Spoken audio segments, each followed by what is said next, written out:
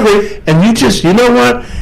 If somebody complains, you go, dude, there's 30 people on the dance floor. Mm-hmm. Go fuck yourself. Exactly. Get the fuck away from me. Yeah, there was. I ended up throwing some kid out one night because he was just getting to the point where every 5 seconds, like, he would not leave the DJ booth. Yeah. They're out there doing the Cupid Shuffle. Mm-hmm. There was probably 50 of them, like, and he's like, "This sucks. You need to turn this off right now. You need to turn this off right." And it was like every 5 seconds. Get the fuck away. And I'm like, walk away from the DJ booth, please. Still continued. Finally, I'm like, Tim, okay, take care of this because I'm done. Every song averages 3 to 4 minutes. Okay, so if you really think about it, you could probably put. So we're there from 9 to 1. So you could probably have anywhere from 12 to 15 singers if you're really just doing straight karaoke. So let's do karaoke. No. I'm just saying. Let's just say that there are like 15 songs per rotation within the hour. 4 times 4, so that's 90 songs. We average anywhere from 50 to 65 people signed up for songs to sing at any given night on the weekends. Our highest peak one evening, I counted, was 78 songs in our karaoke rotation. But sometimes too much karaoke can be too much. It can be too much, right? That's why there's always a balance, because we try to break it up. We try to do 45 minutes of karaoke, 20 minutes of a dance set. Sometimes, again, I always have this. It's a Transformers proverb and a Star Trek proverb that I always keep in my head. What the hell? Which is the needs of the many outweigh the needs of the few or the one. So if there's more karaoke than more dancing, if there's more karaoke than dancing, okay, maybe you stretch it out more. But if people want to dance a little bit more, then you have to have that balance and stuff. That's where the bar signs come. But what if you have five bad singers in a row, and you're in that funk of what the fuck?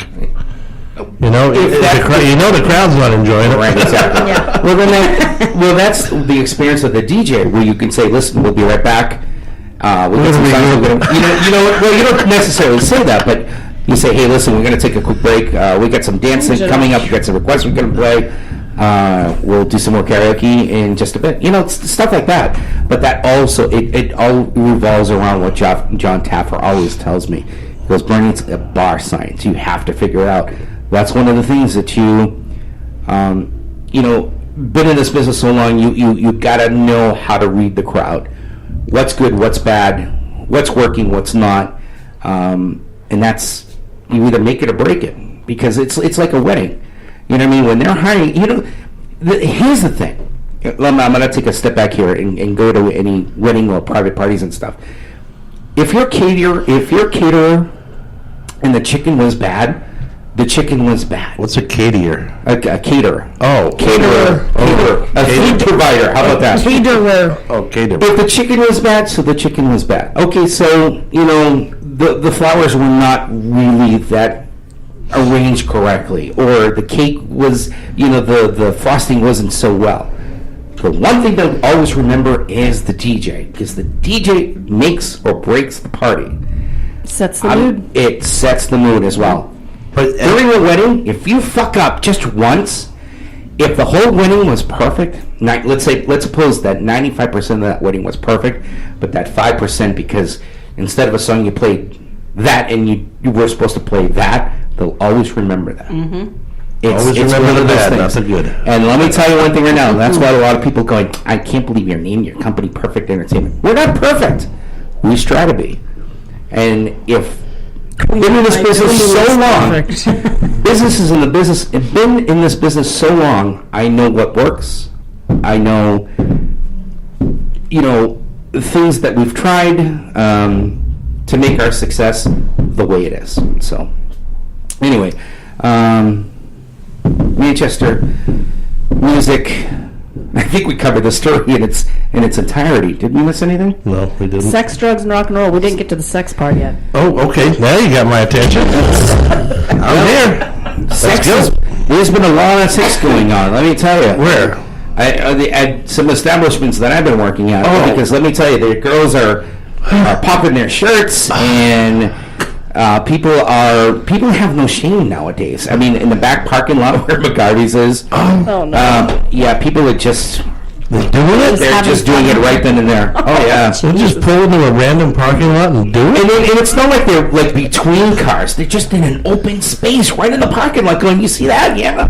Oh, and I think she's taking up the... I was outside smoking a cigarette with one of the bartenders the other night.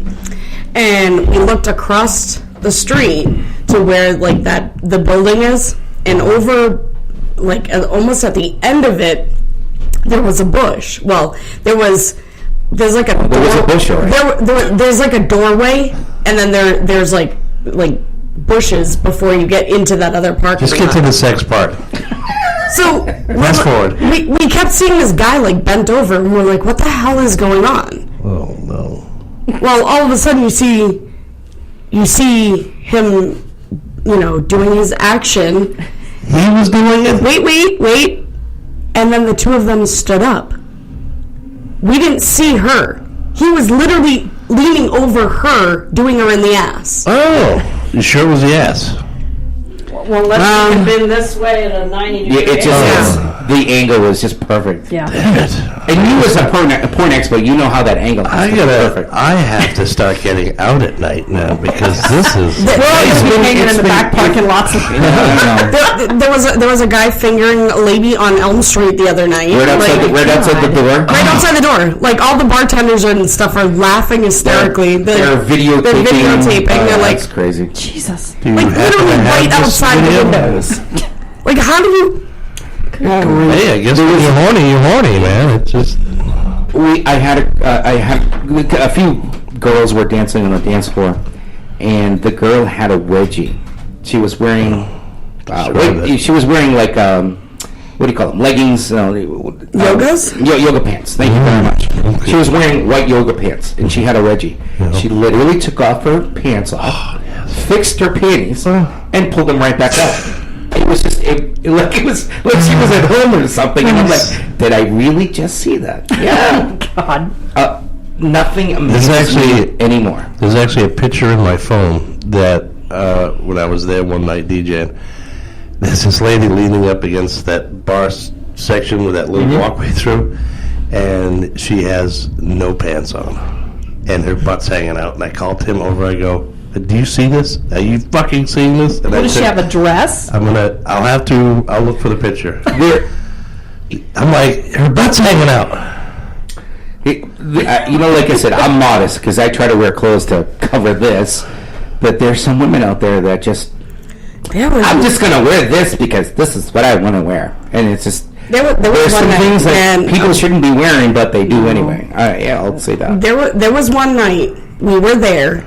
This lady probably weighed, I would say, 350 easy. Like, she was double the size of me. And she had on this little skimpy, like, they would have been booty shorts, really.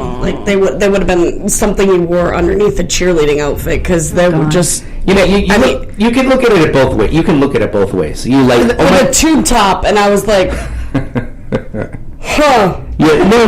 But let me tell you one thing right now. How do you get that confidence? But you could also look at it. You can look at it both ways. You could look at it and say, "Oh my God, what the hell made you think that you could get away with wearing that?" But then the other side of me going, you know what? Kudos to you for wearing that. If you feel confident in wearing that and you think you can pull it off, how do you get that confidence? But it's just body positive. Trying to promote, positive image. However, in the situation that you're in when you go into bars, and I can say this because I'm a bigger girl, if you are showing your shit, you're showing your shit for a reason. It's showing off, trying to get her attention. You're going to get attention.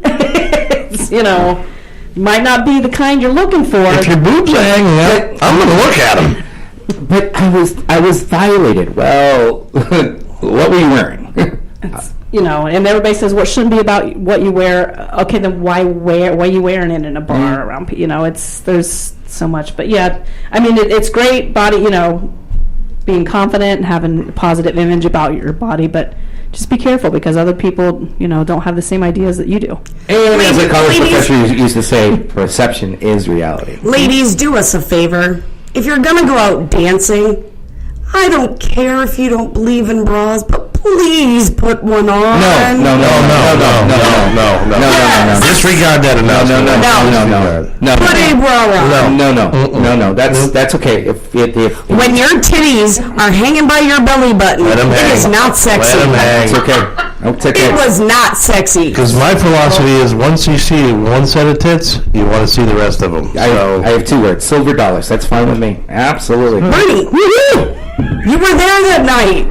Yeah, I It know. was not pretty. Yeah, I know. Okay, so She probably had like a double D, and they were just hanging down here. So every time she was jumping, they were like, Oh my, yeah, no, that's. and I was like, oh, somebody needs to tell her to put like, yeah, but no, don't. They were synchronized to the beat of the music. It was great.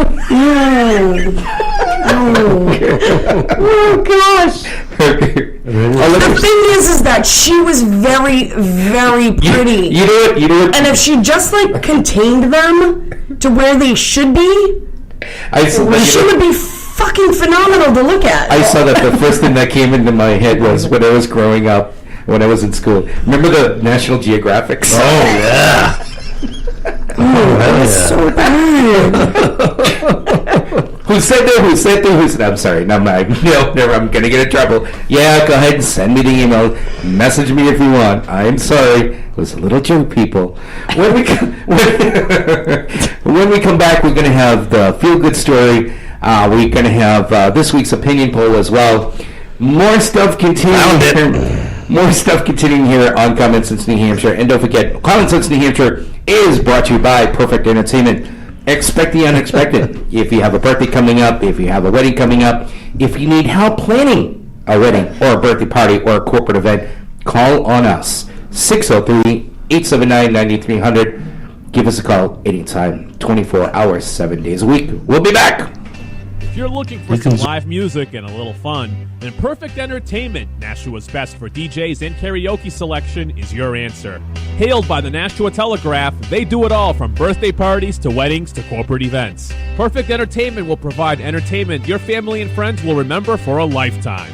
For more information, visit the Perfect Entertainment page on Facebook. You could also contact them at 247-6470. That's 247-6470. Bud Light presents Real American Heroes. Real American heroes. Today we salute you, Mr. Putt-Putt Golf Course Designer. Mr. Putt-Putt Golf Course Designer. Through the magic of AstroTurf and animatronics, you've taken the time-honored game of golf and made it fun again. Keep on stroking. They said a 3-foot putt wasn't a challenge, so you added windmills. Shining windmills. While lesser men wasted time with fairways and sand traps, you had visions of fiberglass volcanoes and giant clown heads. Clowns freak me out now. So crack open an ice cold Bud Light, Mr. Putt-Putt Golf Course Designer, because you and I know that a round of golf should always include Indian teepees. Mr. Putt-Putt Golf Course Designer. Bud Light Beer, Anheuser-Busch, St. Louis, Missouri. Bud Light presents Real American Heroes. Real American heroes. Today we salute you, Mr. Hawaiian Shirt Pattern Designer. Mr. Hawaiian Shirt Pattern Designer. You provide us with colorful loungewear capable of hiding any stain we can dish out. Getting sloppy. Who else could create flowered shirts that are still so unmistakably masculine? A single shirt that matches every pair of pants we own and really sets off a white belt. Looking good now. Sure, women say they hate them, but inside they're all swooning for the big kahuna. Ooh, kahuna. So crack open an ice cold Bud Light, Mr. Hawaiian Shirt Pattern Designer. Your shirts may not be made in Hawaii, but Taiwan is an island too. Mr. Hawaiian Shirt Designer. Bud Light Beer, Anheuser-Busch, St. Louis, Missouri. Hey, New Hampshire, it's Mad Mike here. Join me and the crew each and every Sunday at 1 p.m. on Spreaker.com. You can also listen to the show on iHeartRadio,